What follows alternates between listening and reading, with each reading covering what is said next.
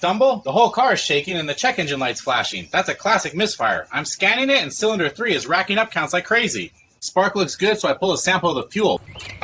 This is what came out, and it smells like diesel. Let me pull the plugs. Dang, that looks caked up.